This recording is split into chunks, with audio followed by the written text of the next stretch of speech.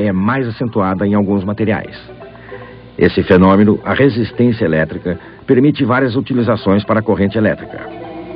Enquanto os elétrons viajam pelo filamento de tungstênio de uma lâmpada, parte de sua energia é convertida na forma de calor. Aquecido ao máximo, o filamento da lâmpada emite luz. Também no caso das cozinhas elétricas, o aquecimento se deve à resistência dos elementos. As pilhas elétricas constituem o meio mais antigo de gerar corrente elétrica.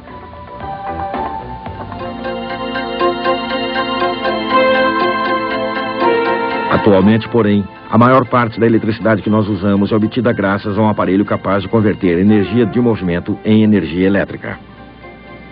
Esse aparelho é o alternador.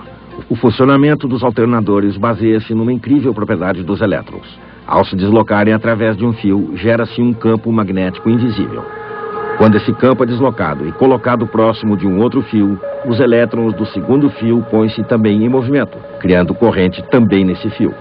Os alternadores que trabalham nas grandes centrais elétricas contêm uma bobina de fio móvel, o rotor, dentro do qual passa a corrente.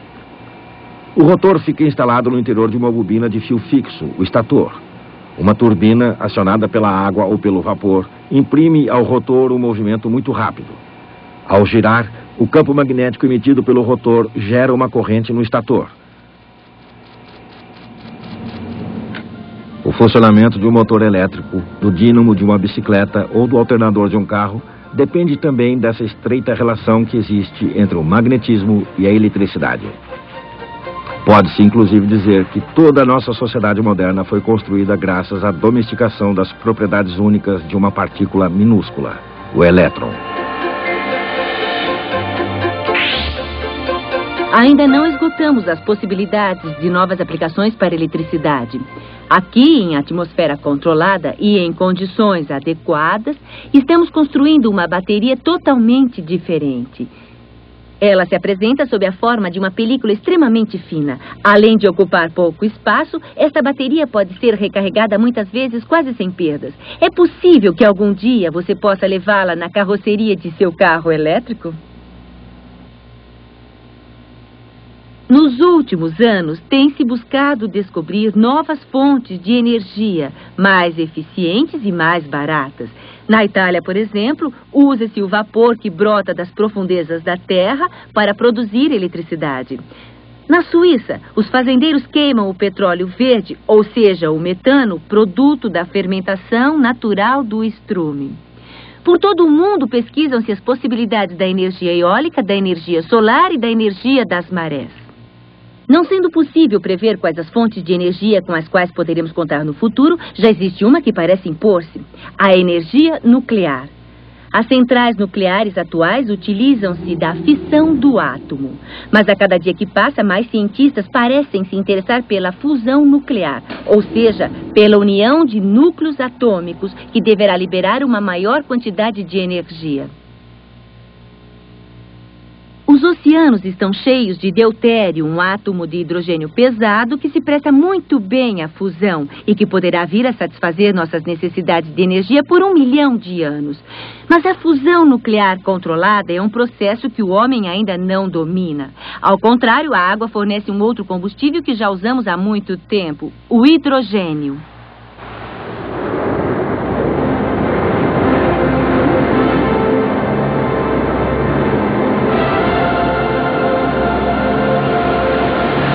As imensas reservas hídricas do planeta escondem uma fonte de energia que poderá vir a ser uma das mais importantes no futuro: o hidrogênio.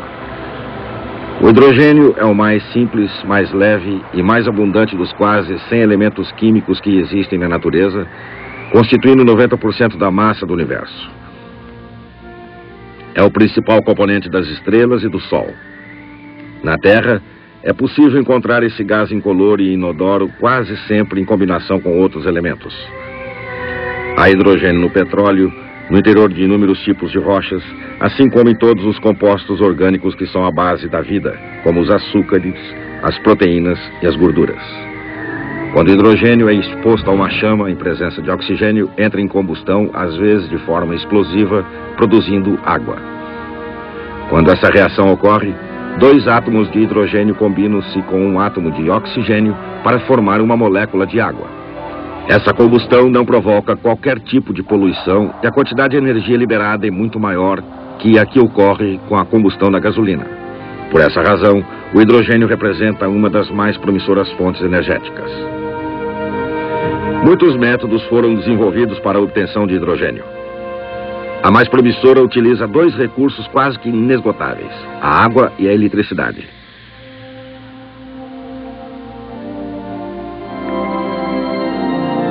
O processo, chamado de eletrólise, ocorre por meio de células eletrolíticas.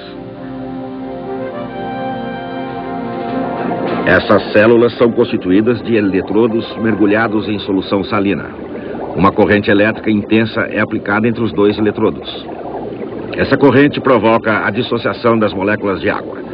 No eletrodo negativo se forma hidrogênio.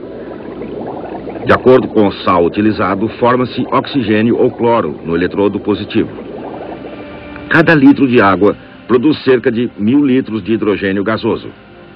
Em seguida, separa-se o vapor de água do hidrogênio produzido, que pode ser levado ao local de utilização através de canalização adequada.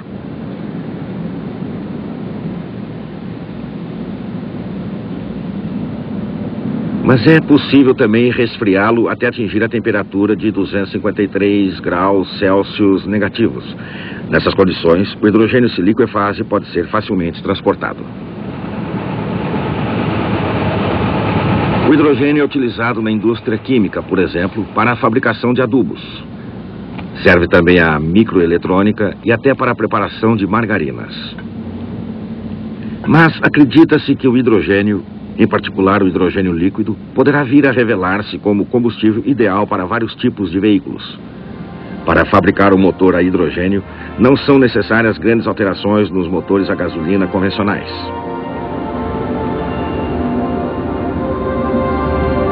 A grande vantagem desse novo tipo de motor é que não emite nenhum gás tóxico que possa poluir a atmosfera.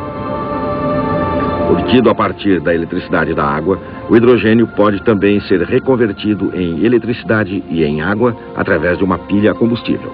Nesse tipo de pilha, o hidrogênio e o oxigênio se combinam sob a ação de um catalisador, produzindo-se vapor d'água e uma corrente elétrica.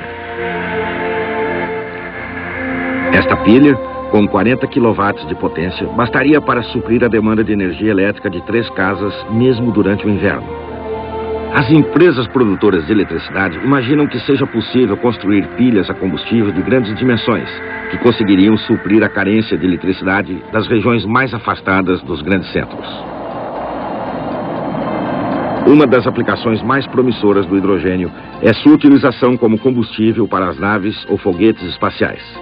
Rico em energia, fácil de ser manuseado e muito leve, o hidrogênio já tem sido usado nos motores de muitos foguetes. Os foguetes que têm servido para pôr em órbita as naves espaciais americanas, por exemplo, são impulsionados a hidrogênio. O desenvolvimento dessas tecnologias, como as tecnologias de energias alternativas que vêm sendo pesquisadas, tem sido pouco estimulado em função do baixo preço do petróleo. Porém, mais cedo ou mais tarde, o petróleo acabará e deverá ser substituído por outras fontes de energia, como o hidrogênio, por exemplo.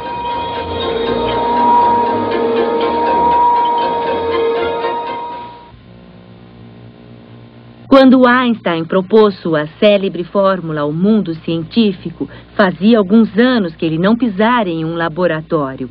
Foi através de raciocínio lógico e de cálculos matemáticos que ele chegou a esta equação. Ele tinha uma certeza profunda de que o mundo é fundamentalmente compreensível.